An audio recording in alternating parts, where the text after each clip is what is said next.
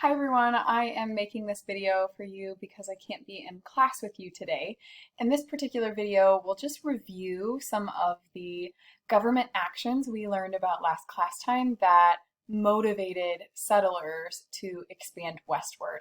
So what you'll need to do is you'll need to get out your note guide from last class time and I will remind you and show you what it looks like. So last class time you filled out this organizer when you went through the gallery walk and you put in information about the Homestead Act, the Dawes Act, and the Oklahoma land giveaway. You were looking at primary source documents that were posted on the wall. Some of them were secondary sources and you filled out some information on that side. What you'll do in class today with this little, hopefully very short video is I will give you just some information that you will fill out on the back side so that you can have some of the important information that you should have taken away from that gallery walk activity. So make sure you have that out and we're going to fill in these blanks and I'll just talk you through them while you are filling this out and watching this video. So as I mentioned last class time, we were just learning about how the government motivated settlers to move west through some specific government actions. And I think we even looked at this slide and we noticed how really quickly starting, about after the 1860s all the way to the year 1900, we see a rapid development of the west of the Great Plains and the Indian homelands decreasing. So we noticed that and we learned that it was through the Homestead Act, the Dawes Act, and one of the ones we learned about was the Oklahoma land giveaway. So we noticed in the transcript of the Homestead Act that the government was giving away plots of land in 160 acres. We noticed that it was predominantly in the Great Plains and out west. And we also noticed that people who took up homesteads were of many different family units and ethnicities. And so you can see there were single women who took up homesteads. There were African Americans who had just recently been freed after the Civil War and moving out to make all Black communities. We also learned that there were big families that went out west, and so we learned that really this was encompassing all different groups of people who wanted to take advantage of 160 free acres of land out west. And so what we learned was, let me pull this away over here, was that the Homestead Act was passed by the U.S. government, and this is where you're going to start writing in your note guide. So if you ever need to pause it just to make sure that you get these words written in, that's perfectly fine, and they are underlined, what you need to be writing on your note guide. So the Homestead Act was passed during the Civil War. So in 1862, the government passed the Homestead Act, and this gave away 160 acres of land to any U.S. citizen. So that's also important to note because this wasn't for all people. So there were certain groups of people who were not included. So this would not have included Native Americans. It also would not have included immigrants crossing the Pacific Ocean. At this point, Asian Americans are moving across the Pacific Ocean. Chinese Americans are coming over in large numbers to take part in the gold rush and building the railroad, and eventually they are going to be banned from citizenship. So this will not include just certain groups of people. So only U.S. citizens could claim 160 acres of land and they had to cultivate it for 5 years. So from 1862 to 1900, so just a few decades, the West and the Great Plains was taken up by families and different groups of people who wanted to settle and claim homesteads. So 600,000 families took advantage of this offer, and it really predominantly benefited settlers and specifically U.S. citizens. Next, you learn about the Dawes Act, and the Dawes Act was giving land allotments to Native Americans, and the land allotments were given in similar plots. So 160 acres were given to family units. However, when you were going through that gallery walk, you probably also noticed that this was not necessarily a positive experience for Native Americans, and there were several reasons for that. One being that the land that the Native people were living on prior to the Dawes Act was the whole stretch of the Great Plains. The Great Plains Indians were taking up and following the buffalo and were mobile and were using all of the land.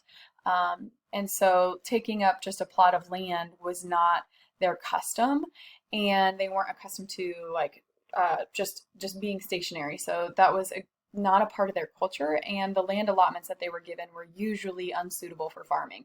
So the land allotments that were designated for settlers were the most fertile and the best land, whereas the Dawes Act allotments were placed in areas that were not suitable farming land. So we learned also through this gallery walk that this was primarily to Americanize, in their words, or assimilate Native people into the way of life that the American settlers were living in, this stationary way of life. And so you can see what that did was that opened up the rest of the land. Then when the Native people were moved off of the Great Plains and onto these little plots of 160 acres, it opened up the rest of the land for settlement for the U.S. citizens.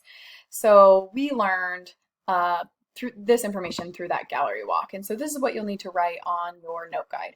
So the Dawes Act in 1887, so this was just a little bit after the Reconstruction era, Congress passed an act that would place Native people on individual plots of land rather than collective spaces that they roamed together or lived on together as a tribe.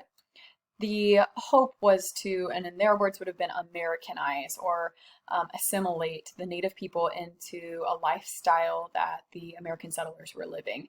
And then also to free up land. If they were plotted and set on small acreage, then that would allow land to free up for settlement for settlers.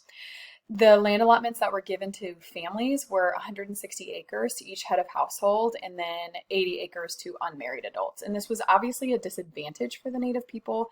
They were losing land through generations. So if they were, instead of living on it collectively and they had 160 acres and then that was passed down to family members, it was broken up and they lost land through the generations, and it stripped away their culture and way of life.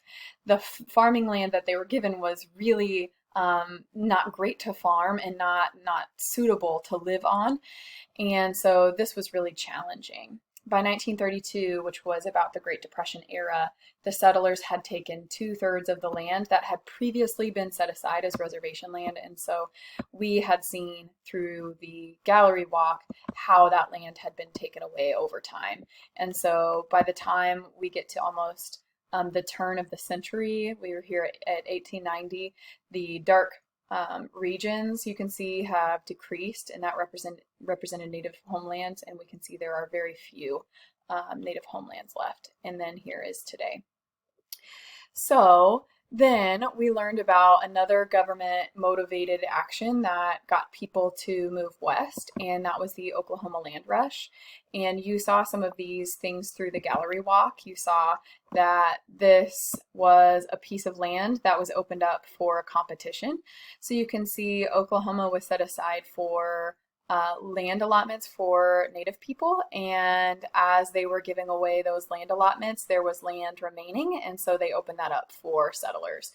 So we learned through that gallery walk, and then you can write this down on your note guide, that the Oklahoma land rush on April 22nd, 1889, the government opened up a region of Oklahoma in a race-like competition for settlers to stake a claim in Indian territory.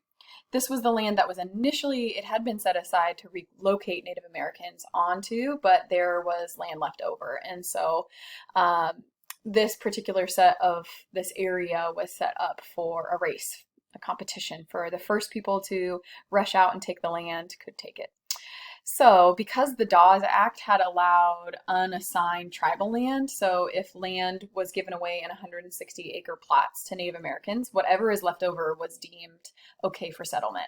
So because of that, there was this piece left over in Oklahoma, and so on the day of the competition, 2 million acres was snatched up by settlers, and the people who lined up ready to go on April 22nd were called the Boomers, but they went out and noticed that there were people who got there sooner, and the Sooners had actually left early. They were the land thieves who realized they wanted to go and take advantage and went out early, and they set up their plots before the competition took place, and they were called the Sooners, and so that's why Oklahoma is called the Sooner State. So anyway, this particular video was just to do a review of the topics we learned last class time and help you make sure you got some of those important topics in your note guide. Hopefully you can see there are some similarities and differences between these government actions.